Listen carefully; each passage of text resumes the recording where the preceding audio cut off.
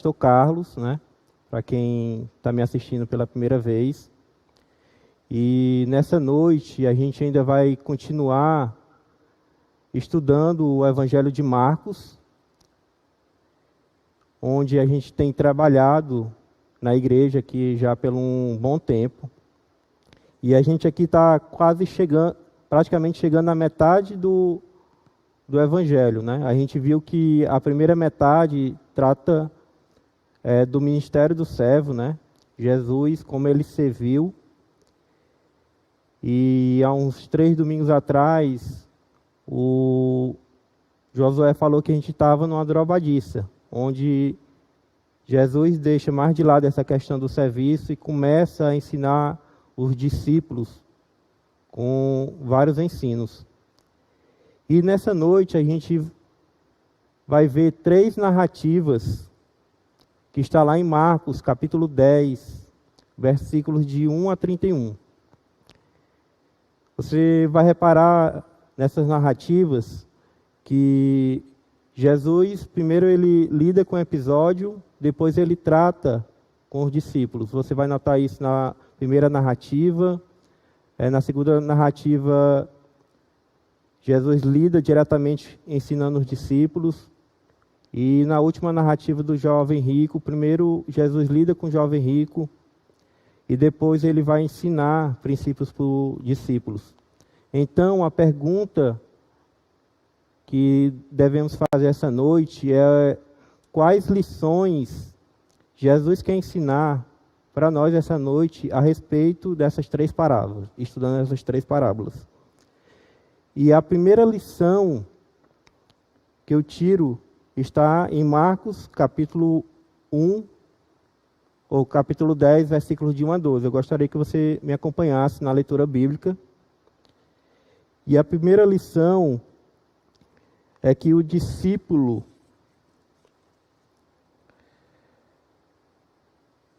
ele deve quebrantar-se diante da palavra de Deus para agradar a Deus. E nos versículos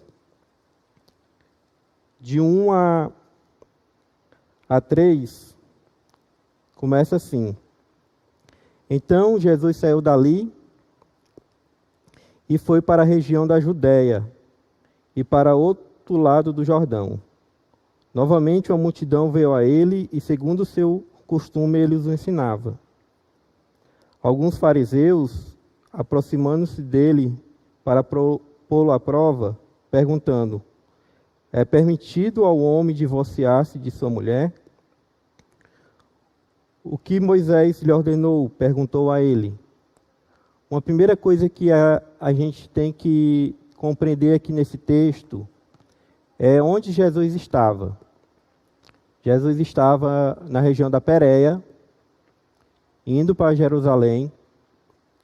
E essa região da Pérea era uma região governada por Herodes. E como já até foi pregado aqui, João Batista, ele foi preso e até morto porque repreendia Herodes,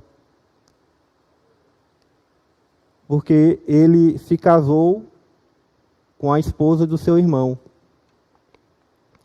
Então, os fariseus, querendo jogar Jesus contra Herodes, eles armam essa cilada para poder condenar Jesus com Herodes e, quem sabe, até Jesus ser preso por causa disso. Mas Jesus, quando é perguntado a respeito de divórcio, Jesus, ele responde com uma pergunta que leva à discussão para o que está na Bíblia, o que foi escrito por Moisés. No versículo 4, nos fala assim: E eles disseram: Moisés permitiu que o homem lhe desse uma certidão de divórcio e que a mandasse embora. Respondeu Jesus: Moisés escreveu essa lei por causa da dureza do coração de vocês. Os fariseus aqui, eles citam Deuteronômio 24, mas não apresentam motivo por qual foi feito essa permissão de Moisés. E Jesus aqui apresenta o motivo de Moisés a escrever a regulamentação do divórcio, que era a dureza do coração do homem. Naquele tempo dos judeus, havia uma discussão de interpretação sobre esses textos. Uma escola rabínica, a de Shemei, ele falava que somente em caso de imoralidade sexual é que dava direito ao divórcio. Mas tinha uma outra escola rabínica, a de Hillel, uma ala mais liberal, que dizia o seguinte: se ela for desagradável a seus olhos, então vá em frente, se divorcie. E naquele tempo tinha essas duas escolas, e tinha os fariseus, eles seguiam essas escolas. E o que Jesus mostra é que em Deuteronômio 24, Moisés não deu uma ordem, ele permitiu. Ele descreve uma situação que acontecia, e o objetivo dessa lei não era achar uma brecha para que o homem possa se divorciar da sua esposa, mas era só para que a mulher não pudesse ser morta naquela época, porque se a mulher fosse morta, principalmente, ou se a mulher fosse dada a carta de divórcio por imoralidade sexual,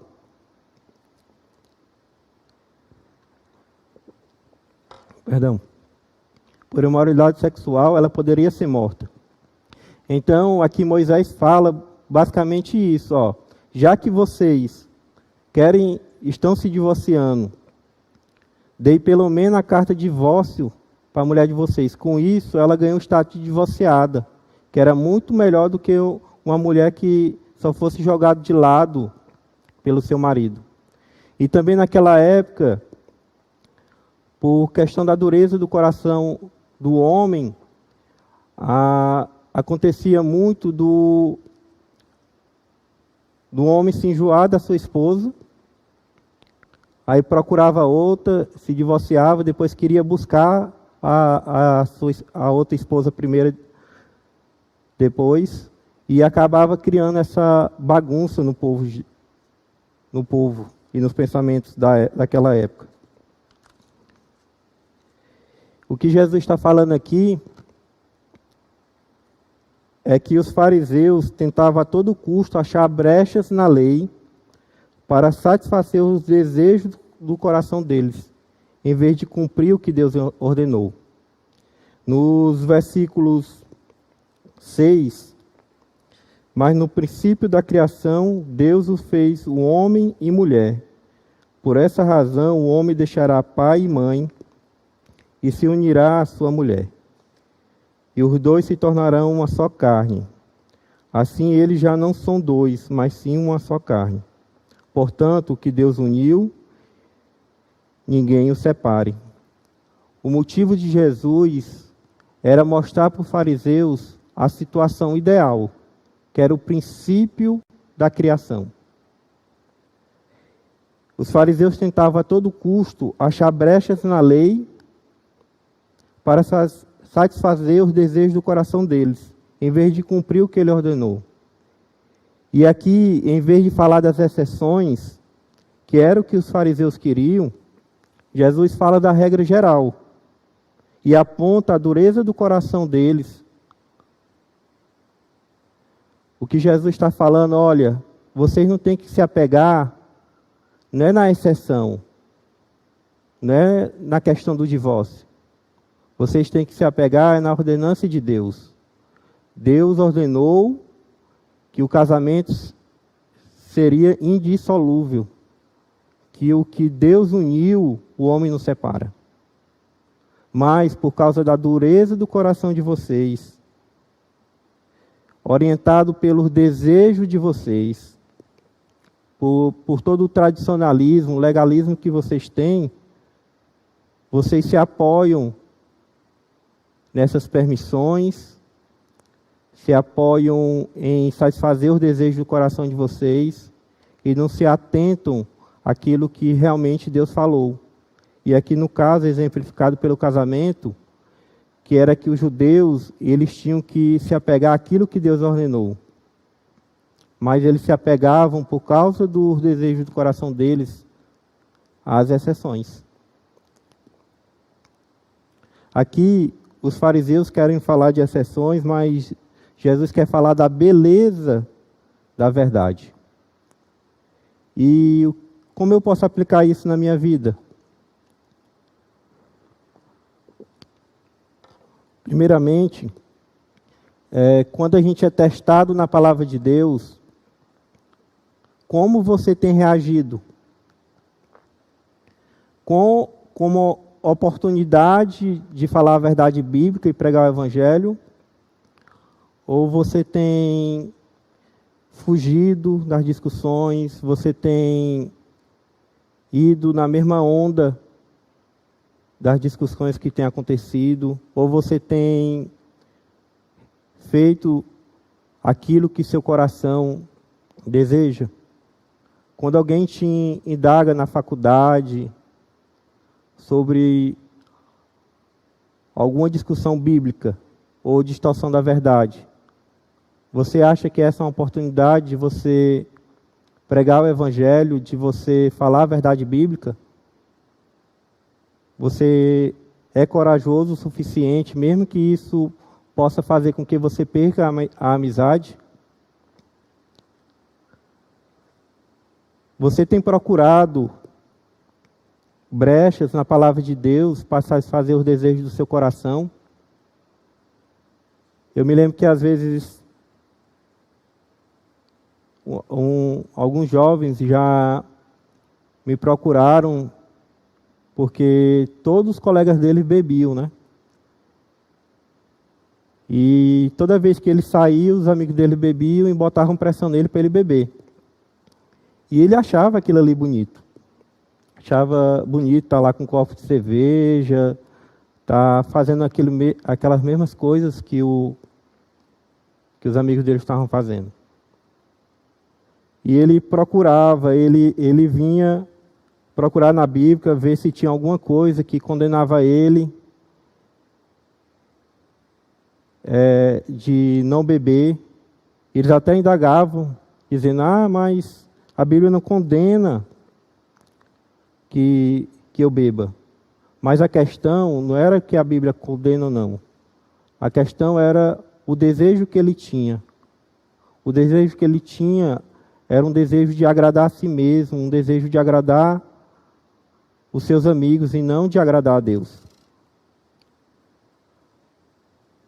Você está focado mais em ser fiel a Deus ou está focado mais no que você deseja?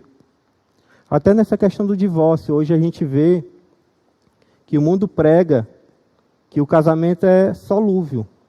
Você pode desmanchar um casamento. A gente vê que eles dão várias justificativas. É incompatibilidade de gênero. Ele é uma pessoa totalmente mudada daquilo quando eu namorava. Se ele não está mais te satisfazendo, você deve se divorciar com ele e procurar alguém que se satisfaça. É isso que o mundo tem pregado. E, infelizmente, muitas pessoas na igreja pensam que a primeira solução para um casamento é o divórcio.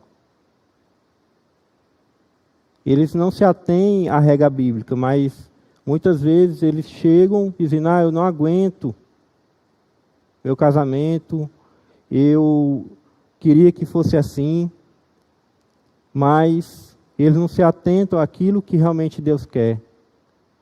Aquilo que Deus quer trabalhar na vida dele em relação àquela situação. Às vezes também a gente, por exemplo, na questão da pandemia, muita gente prefere o culto presencial, o discipulado presencial, o encontro de célula presencial. Ele prefere essas coisas. E às vezes, por preferir tanto essas coisas, dizendo, eu tenho que fazer só aquilo que eu gosto. Então, ele se afasta, porque na pandemia a gente está tendo culto online. Na pandemia a gente está tendo encontro de células online.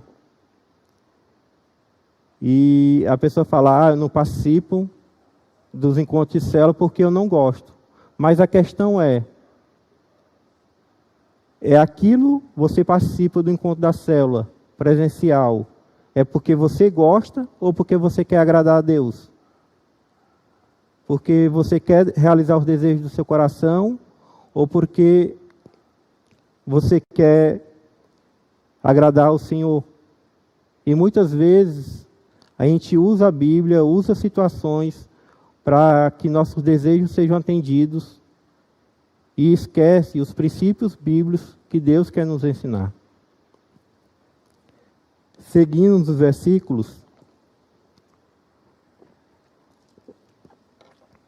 no versículo 10, quando estava em casa, novamente os discípulos interrogam Jesus sobre o mesmo assunto. Ele respondeu, todo aquele que se divorciar de sua mulher e se casar com uma mulher estará cometendo adultério contra ela. E se ela se divorciar de seu marido e se casar com outro homem, estará cometendo adultério. Os fariseus, eles queriam testar Jesus. E aqui a gente vê uma mudança em relação aos discípulos. Em vez de querer testar Jesus, os discípulos, eles querem aprender mais a palavra de Deus. Eles escolhem saber a vontade de Deus. Um coração quebrantado, ele humilha-se diante das Escrituras para agradar ao Senhor. A gente vê aqui que os discípulos, eles querem saber o que é correto para que eles possam viver isso. Eles viviam naquela época onde era divulgado essas escolas rabínicas, onde o divórcio era permitido na questão de atender seus desejos. Mas os discípulos aqui, eles não querem saber a questão de tradições, daquilo dos desejos do coração, mas eles querem saber o que é correto. E Jesus mostra aqui o ensino correto sobre casamento. E o que eu posso aplicar na minha vida? Um discípulo de Jesus, ele não escolhe satisfazer os desejos do coração dele. Ele escolhe fazer aquilo que Deus quer que ele faça. Ele escolhe fazer a vontade de Deus. Um discípulo, mesmo que muitas vezes ele esteja lutando contra a sua vontade, mesmo, muitas vezes o seu coração deseja tanto uma coisa, ele vai querer fazer a vontade de Deus, porque ele se submete a ela, ele quer agradar ao Senhor. E uma outra lição que eu tiro essa noite está lá em Marcos, capítulo 10, versículos de 13 a 16. Que é que o discípulo de Cristo, ele deve valorizar um estilo de vida que demonstra humildade. Aqui a gente vê que algumas pessoas traziam as crianças a Jesus para que elas tocassem, mas os discípulos os repreendiam. E quando Jesus viu isso, ficou indignado. Ele disse: deixe vir a mim as crianças, não a impeçam. Aqui a gente vê uma coisa interessante, é que os discípulos impediram crianças para ir até Jesus. os pais iam levar as crianças, mas os discípulos impediram. E Jesus fica indignado com essa atitude dos discípulos, dizendo que eles não têm essa autoridade de impedir quem vai até Jesus. E aqui os discípulos, se achando, eles repreendiam, achavam que as crianças, que os pais iam incomodar Jesus, mas Jesus vai lá e repreende eles.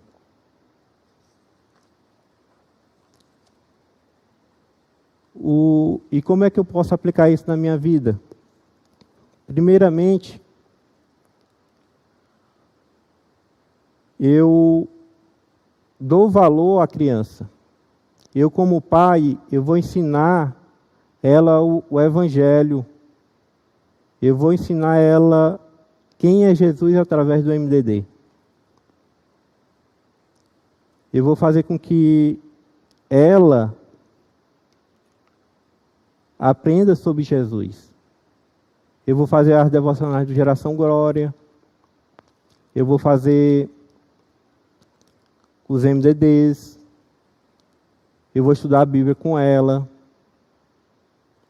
Nos encontros de célula, eu não vou deixar as crianças de escanteio. Eu vou ter um momento para elas, onde elas possam conhecer Jesus.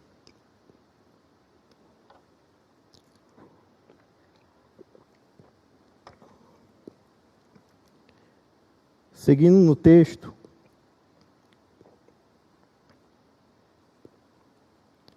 quando Jesus viu isso, ficou indignado. Ele disse: deixem vir a mim as crianças, não a impeçam, pois o reino pertence aos que são semelhantes a elas. Digo-lhe a verdade. Quem não recebeu o reino de Deus como uma criança, nunca entrará nele. E em seguida tomou as crianças nos braços e as abençoou. Aqui o texto não está falando que as crianças são salvas. E tampouco está dizendo que elas não têm pecado, que elas são inocentes. Todos nós nascemos debaixo do pecado. Todos nascem com pecado. E um fato interessante desse texto é que Jesus fala que as crianças também precisam de Jesus. Elas precisam desde cedo conhecer Jesus. Porque elas são também pecadoras e elas precisam ser confrontadas com a palavra para que, no momento certo, elas possam entregar a vida para Cristo.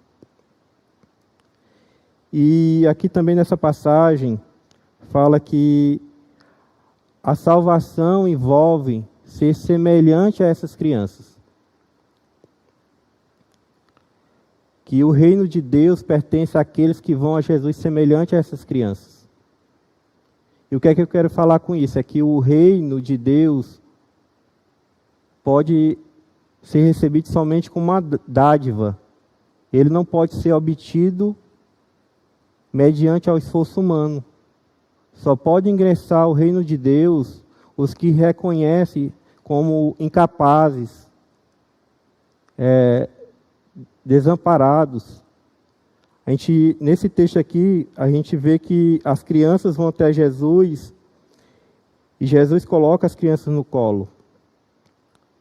Aqui, estudando essas palavras criança, nota-se que eram crianças pequenininhas, realmente bebês.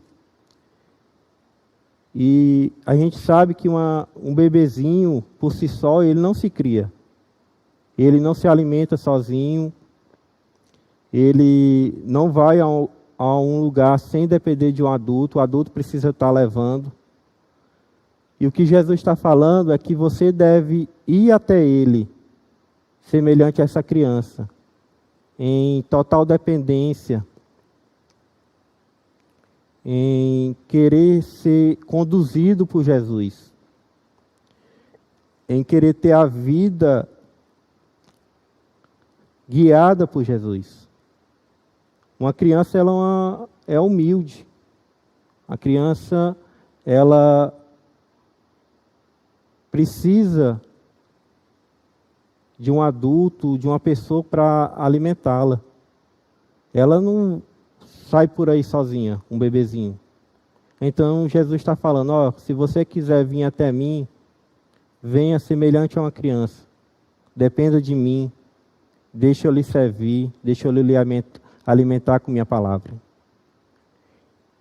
E como eu aplico isso na minha vida? O fato de eu ser crente,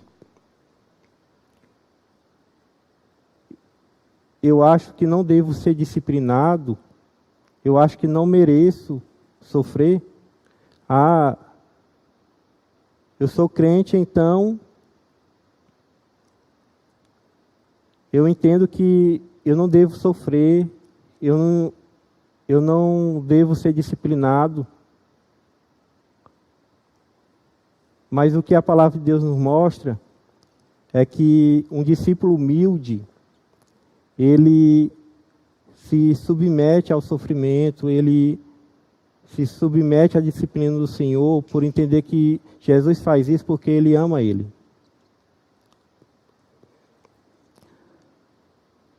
Ao orar, você se examina, você não fica animado porque Deus não concedeu o que você pediu? Ou você, como discípulo humilde, tendo conhecimento que Deus sempre quer o melhor para você, você aceita a vontade de Deus, aceita ser guiado por Ele, aceita aquilo que Deus lhe respondeu na oração. E uma terceira lição que a gente tira essa noite está lá em Marcos capítulo 10, versículos de 17 a 31, que fala que a salvação depende do agir de Deus, que recompensa os que são seus. Eu queria fazer a leitura com vocês.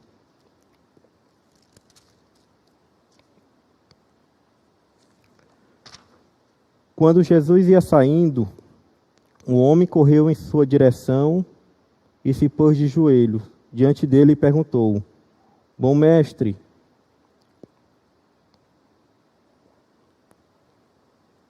que farei para herdar a vida eterna? Respondeu Jesus: Por que você me chama de bom? Ninguém é bom, a não ser um, que é Deus. Você conhece os mandamentos: não matará, não adulterarás, não furtará, não dará falso testemunho, não enganarás ninguém, honra teu pai e tua mãe. E ele declarou: Mestre, a tudo isso tenho obedecido, desde a minha adolescência. Jesus olhou para ele e o amou.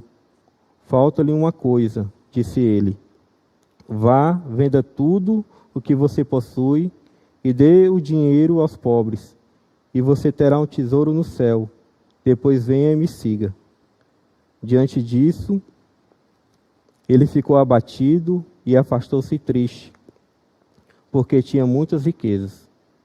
Jesus olhou ao redor e disse aos seus discípulos: Como é difícil aos ricos entrar no reino de Deus. A gente percebe, meus amados, que na primeira narrativa, que a gente deve ter cuidado com os desejos dos nossos corações, que devemos ter esse cuidado de não ter um coração endurecido e sim guiados pela palavra de Deus. A gente também precisa ser humildes, dependentes, como uma criança. E agora a gente vê aqui no jovem rico que ele estava enganado porque achava que ele podia fazer alguma coisa para herdar o reino dos céus.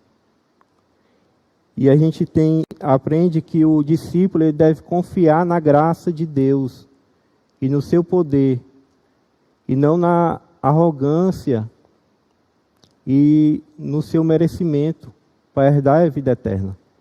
A gente vê aqui que Jesus, ele não olha ele olha o coração e não a aparência. Quem era esse jovem rico?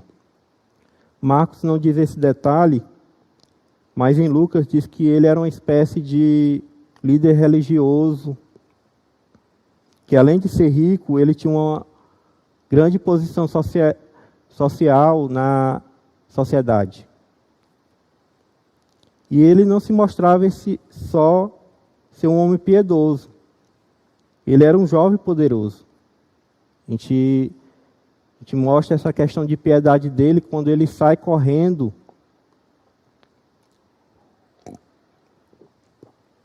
para Jesus, que não era algo comum naquela época. Alguém que tinha posição social, ele não saía correndo, mas o jovem rico, ele saiu correndo, ainda se ajoelhou diante do Senhor. E o jovem chega para Jesus e pergunta sobre a vida eterna. O que eu preciso fazer para herdar a vida eterna? E Jesus, respondendo ao jovem, primeiramente ele fala que só Deus é bom. E aqui Jesus não está negando a sua divindade, mas ele já está começando a confrontar o jovem, porque ele chegou com... Porque Jesus conhecia o coração do jovem e via que ele se achava uma pessoa boa. Jesus conhecia bem o coração dele. A gente nota aqui também nos textos que Jesus ele usa a lei de Deus para confrontar o jovem. Perceba que aqui as leis que Jesus fala mostra uma observação externa. Não matarás, não roubar. E ele pergunta para o jovem, você tem seguido isso? E o jovem responde, sim, eu tenho observado essas coisas desde a minha juventude. E será que o jovem realmente cumpria isso? Eu creio que não. Lembrando que cumprir a lei tem várias implicações, né? Realmente, nós, como pecadores, dificilmente cumpriremos a lei. É só um exemplo. Na questão do adultério, não adulterarás. Mas a gente sabe que só de eu olhar para uma mulher, eu estou adulterando. Eu estou traindo a minha esposa. Não é só a questão de eu me relacionar com a mulher. Questão de não assassinar, não matar uma pessoa. Só eu ter no meu coração ódio, eu já estou pecando. O que Jesus quer mostrar aqui para o jovem é que às vezes a gente tem essa visão nossa. Essa visão que a gente acha que somos pessoas boas, que por si só a gente merece herdar o reino dos céus. Eu me lembro que quando eu me converti, um dos problemas que eu tinha era em relação a isso. Eu não era rico, né? Mas uma coisa que eu me achava é que eu era um bom filho, que eu era um bom trabalhador, que eu ajudava minha família, que eu era um bom amigo. E eu achava que eu não precisava de Jesus.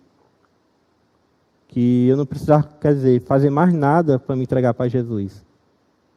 Porque eu não roubava, eu não assassinava, como muitas pessoas fazem por aí. Talvez, no geral, você também pense assim. No geral eu faço tudo legalzinho. Eu cumpro a maioria dos princípios bíblicos. E apesar de eu não cumprir tudo, eu vou bem.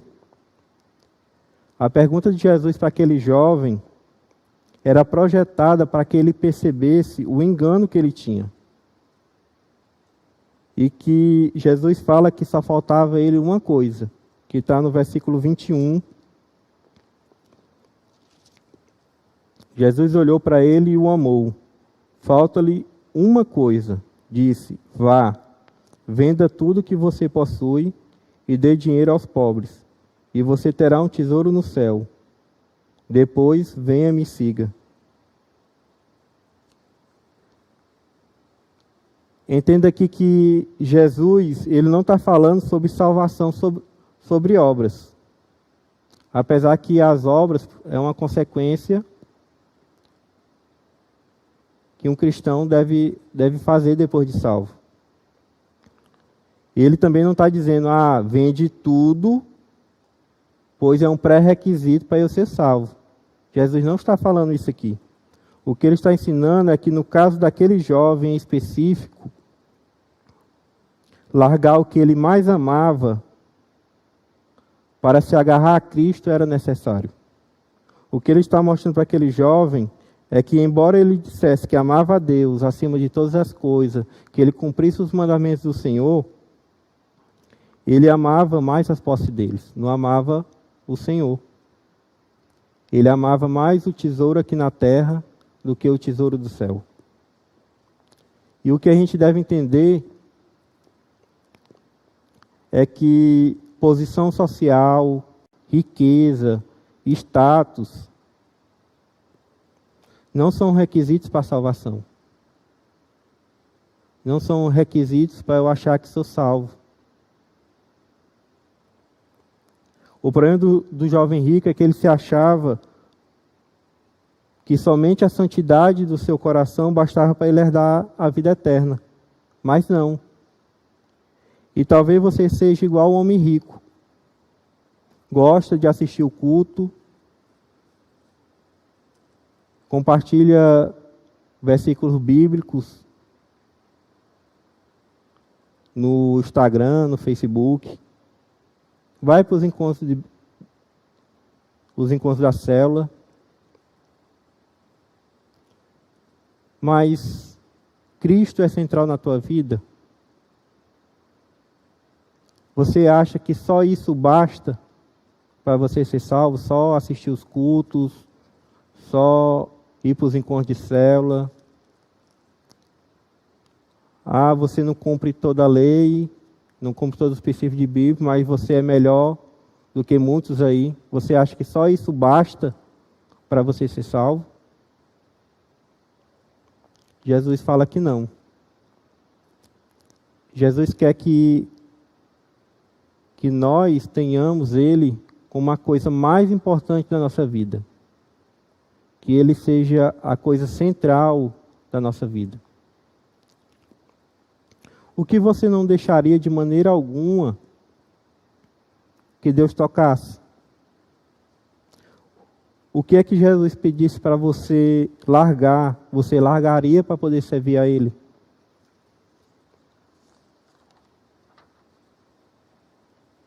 E como eu posso aplicar essa palavra na minha vida?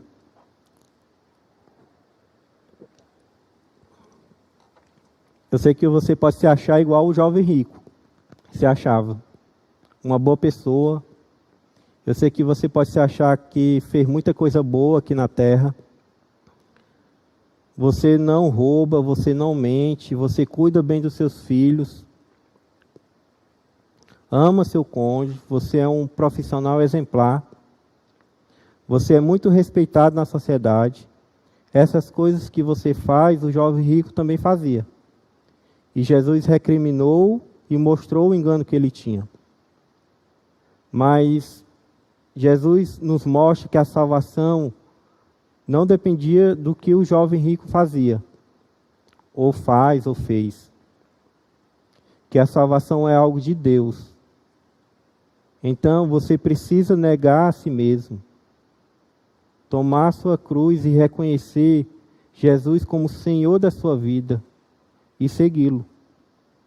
Jesus tem que ser a coisa mais importante para você. E aqui, também algo que a gente deve notar é a diferença do jovem rico para as crianças.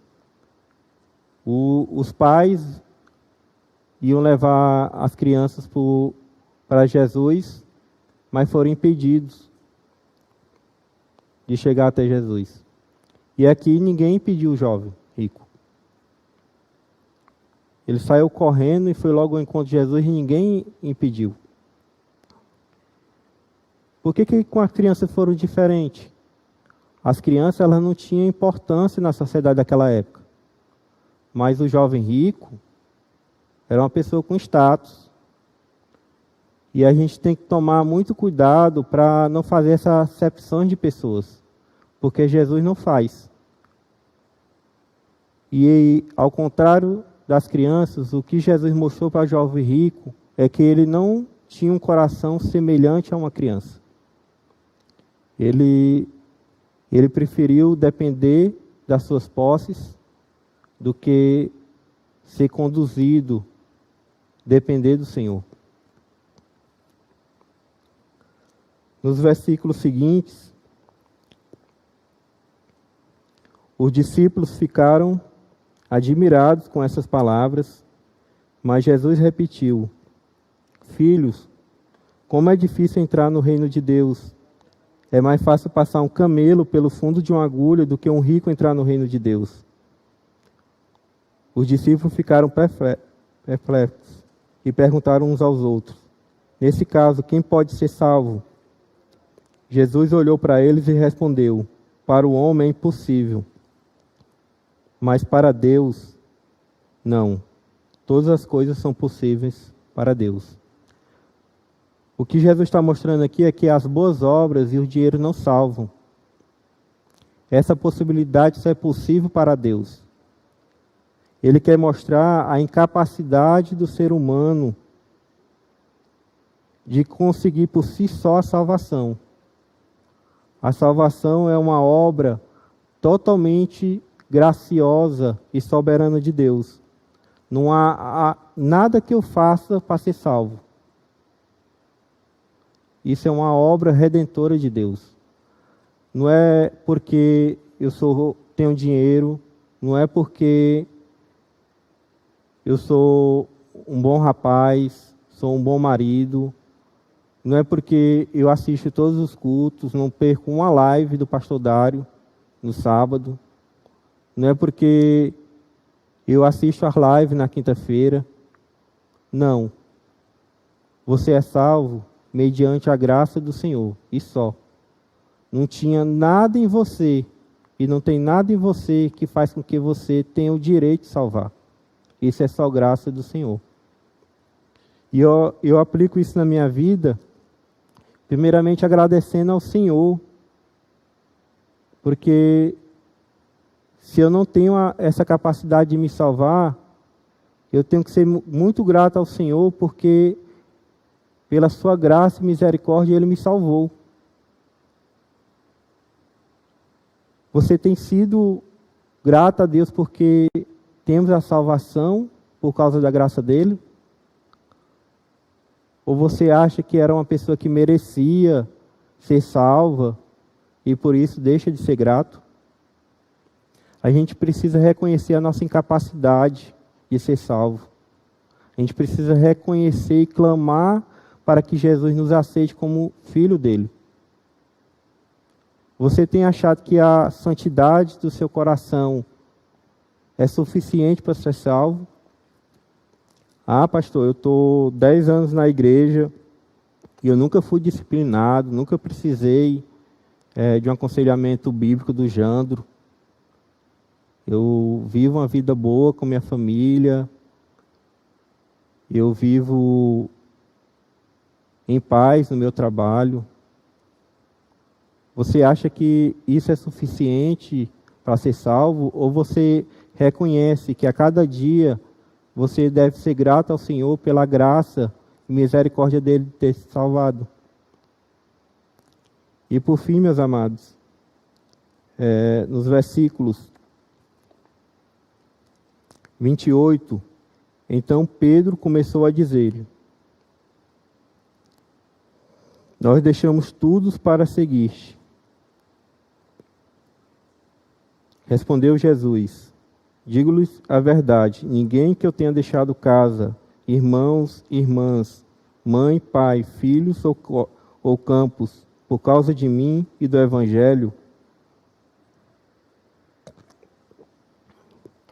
deixará de receber 100 vezes mais, já no tempo presente, casas, irmãos, irmãs, mães, filhos e campos, e com eles perseguição, e na era futura a vida eterna. Contudo, muitos primeiros serão últimos, e os últimos serão primeiros. Aqueles que decidem renunciar tudo terão recompensas imediatas, mas também sofrerão perseguições e terão galardões eternos. E aqui Deus mostra que a nossa motivação para renunciar é exclusivamente por causa dele e seu Evangelho. A nossa motivação não deve ser porque o pastor pediu para você fazer algo e você teve que renunciar. Eu não vou contribuir para missões e vou sair espalhando que eu renunciei esse dinheiro. Eu não vou fazer com que pessoas saibam que eu deixei de fazer algo para fazer coisas para Deus. O único motivo que você deve para renunciar tem que ser Cristo e o Evangelho. E aqui também nos mostra que o discípulo ele pode esperar por recompensas e por rejeições por viver por Cristo. Quantos amigos você não teve que abrir mão porque resolveu se entregar a Cristo e foi rejeitado por eles, porque eles ficavam caçoando de ti porque agora você era crente? Com um trabalho, você deixou de trabalhar para fazer a vontade de Deus, porque nesse trabalho você entendeu que não era da vontade dele. Também a gente aplica também quando a gente faz tudo para a glória do Senhor. E essas promessas do Senhor, elas são promessas que são imediatas. Eu me lembro que quando eu me converti e só tinha eu da minha família aqui na Igreja Batista da Glória, né? E já tinha muitas famílias aqui. Eu me lembro que o pastor Pedro, uma vez no retiro, falou assim: olha, irmão Carlinhos, você pode ir para o retiro, não se preocupe com nada, porque agora você tem uma nova família. Família aqui da igreja. E cada um cuida um dos outros, né? Eu deixei amigos na época. Eu era a única pessoa da minha família, mas ganhei vários irmãos. Ganhei várias casas para mim comer, dormir. E naquela época era 100 e pouco, 200 e poucas pessoas. Hoje a gente são mais de 700 irmãos, né? Eu ganhei aí, tem uma família de mais de 700 irmãos, várias casas que a gente pode estar indo, visitando, passando o tempo. Mas Deus também fala que a gente vai sofrer rejeição. Quantos amigos também não me rejeitaram por causa que eu me tornei crente? Quantos amigos também não deixaram de falar comigo, caçoavam de mim, por causa que eu tinha virado crente? Às vezes a gente vai ter que perder amizades na universidade. Às vezes a gente pode até perder o emprego por escolher ser discípulo do Senhor, por escolher a verdade em Cristo. Brendo, passou o outro slide. O discípulo de Cristo, ele não vive para esse mundo. Ele vive nesse mundo focado no reino de Deus. O discípulo de Cristo, ele deve estar consciente que vai passar por sofrimento.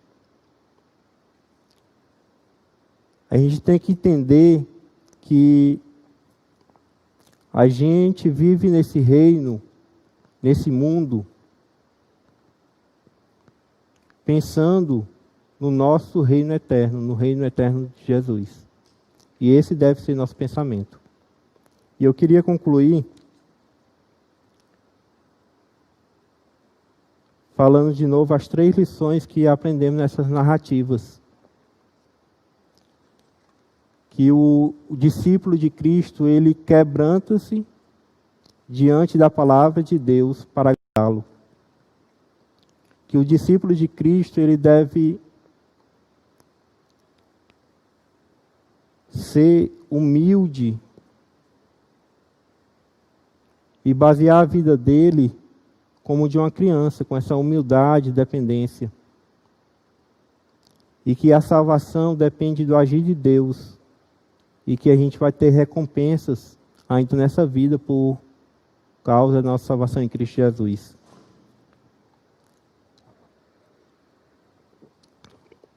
E eu gostaria que você abaixasse sua cabeça nesse momento e orasse conosco. Eu queria fazer 3 perguntas para vocês.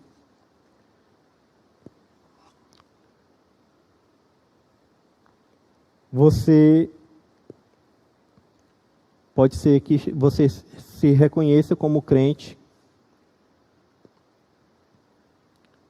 está na igreja, mas tem levado uma vida onde você tem buscado brechas na palavra de Deus e usado a Bíblia para satisfazer os desejos do seu coração.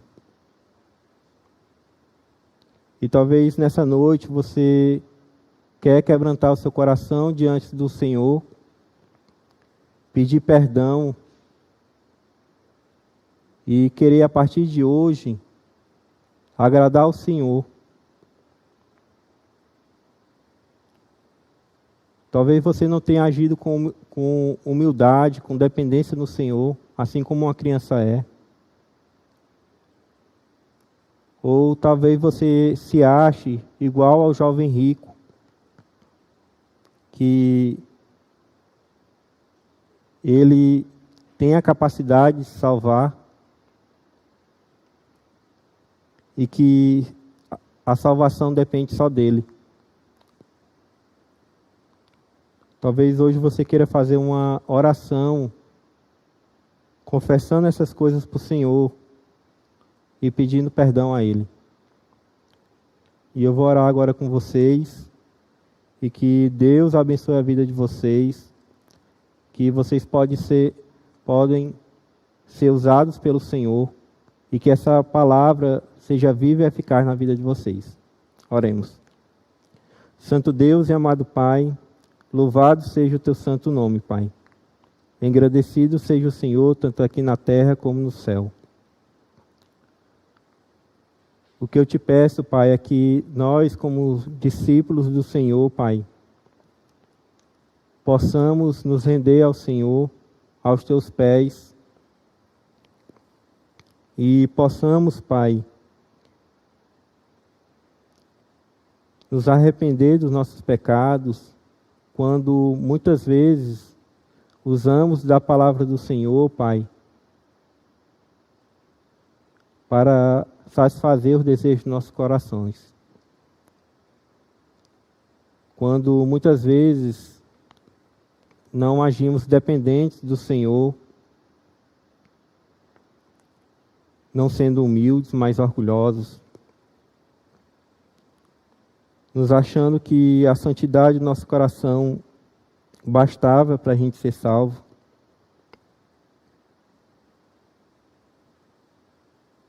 O que eu te peço, Pai, é que a Tua palavra pregada essa noite, Pai, possa conduzir o nosso coração a uma autoconfrontação, a um arrependimento verdadeiro, onde a gente possa colocar o Senhor, Pai, como centro da nossa vida e poder, Pai, realmente ser guiados por Ti. Eu te louvo, Pai, porque a salvação é uma obra somente Tua, Pai, por causa da Tua graça e misericórdia. Foi o preço que o Senhor pagou lá na cruz, Pai. E que a cada dia a gente possa louvar e engrandecer o Senhor. É que eu oro em nome do Senhor Jesus. Amém.